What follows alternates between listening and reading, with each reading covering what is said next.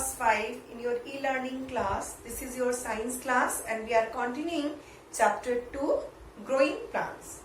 In my last class, I have explained you about the seed, what is the internal structure of the seed and what is the outer structure of the seed, and why all seeds are unable to grow, what are the reasons for their destruction. Today I will take the next part, germination of seed. So do you know what is the germination? When seed get enough light, water and warmth, they become grow into new plant. By definition, we will see what is the definition of the germination of the seed. The growth of a baby plant or embryo from a seed to form a seedling or a new plant is called germination of seed. So what is germination of seed? When we soak a seed into the water, it gets water, and when we sow the seed inside the soil, so due to the porosity of the soil, the seed gets water as well as plenty of air. If sunlight is there, so the proper conditions are what? Water, sunlight and air. When these three conditions are fulfilled, then the seed grow and changes into seedling, or you can say into a baby plant. So this is called germination of seed. At first, when the seed grow, its outer covering destroy and it is being get off from the seed, and from the part of the growing region, at first radicle comes and goes downward the soil, and it changes into root system, which are capable of drawing water from the soil. Next part is plumule. It grows later on and comes out from the seed and grows upward, and it becomes later on changes into shoot system, from where all the branches, leaves, buds, flowers, these all grow from this shoot system. So the total part, if you will see, there are two parts. Under the ground is a root system, and outward, that is the outward of the soil is, which we can see, that system is shoot system. So the root system and shoot system both makes a plant. Now at first we will see how the seeds grow. So see in your book page 50.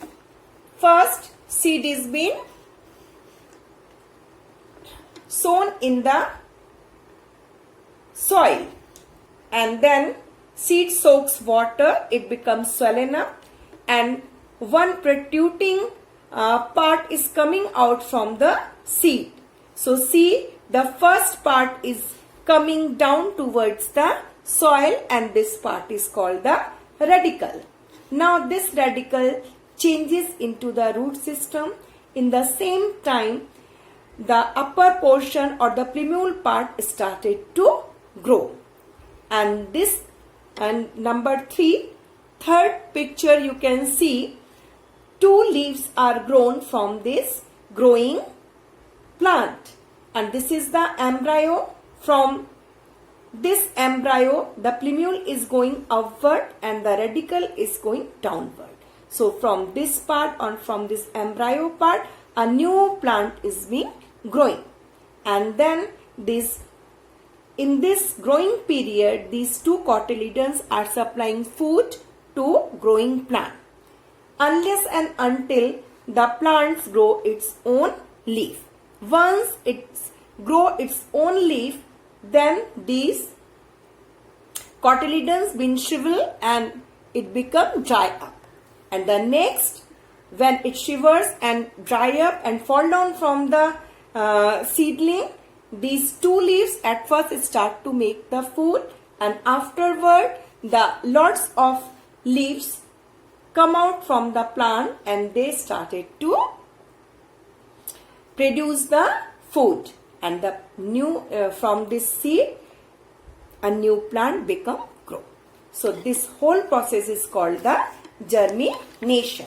So the first the seed gets water, air and form. This is the first stage. Then seed coat breaks and the baby plants grow. So this is the embryo condition. The seed coat bursts out and new plant is started to grow. The radicle is going downward and the plumule is getting up. Third stage, roots and the shoot develop in the baby plant and form seedling or the young plant. Here you can see a seedling is being ready, the shoot system is ready and the root system is also ready. So a new plant is being grown from this seed and this embryo has been developed a new plant.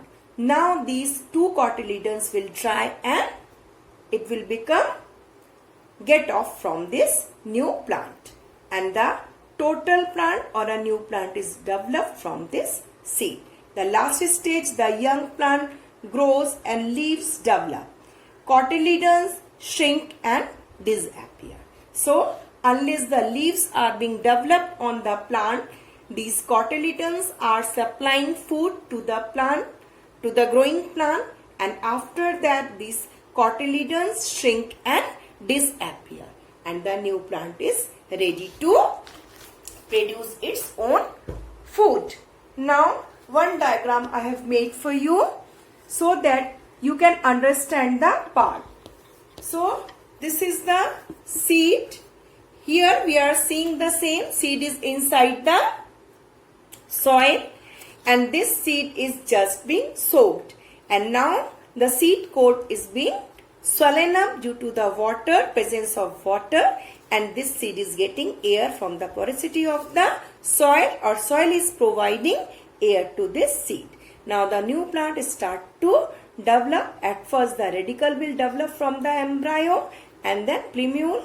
Now in this stage two new leaves are being grown from this seed. So these are called the foliage leaves or the new leaves which will start to make the food, and in this stage these cotyledons being shrink and disappear. Now the shoot system is developed, the root system is developed and it will changes to the new full plant. So these all are the stages of germination or seed to seedling or to germinate a new plant or a new embryo. So you have to make this diagram in your copy also to see all the stages. Now we know what is dispersal of seed. We know all seeds which are produced by a tree are not changes into a new plant or they all not being germinated. Why they all are not germinating? Because if all seeds, if there will be no dispersal and all seeds will fall down in a one place. So how these all seeds will grow into a new plant? Because they will get less amount of water, less amount of air and less amount of sunlight.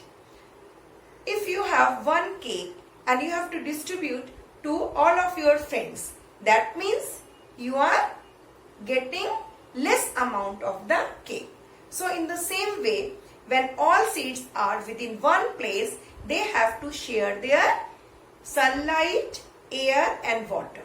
But if the seeds get some places or all seeds will placed within the gaps, so they all will get appropriate light, air and water and they will grow in a good plant or they will changes into the new plant. So that is the reason dispersal is very much needed for the seeds so that all seeds not become crowded in a one place and fight for their necessary things, air, water and sunlight. So they get dispersed to get dispersed for the good growth and to develop in a new plant. So dispersal is very much needed. What are the agents of the dispersal? The things which are dispersing them and which are taking away from their mother plant to distant spaces are called agents of the dispersal. And what is dispersal? Dispersal is scattering of the seed away from its mother plant is called dispersal. So up till that we come to know about the dispersal of the seed and what is the germination of the seed. Next, about different kind of dispersing agents and examples of these kind of plants we will study. So till that, goodbye.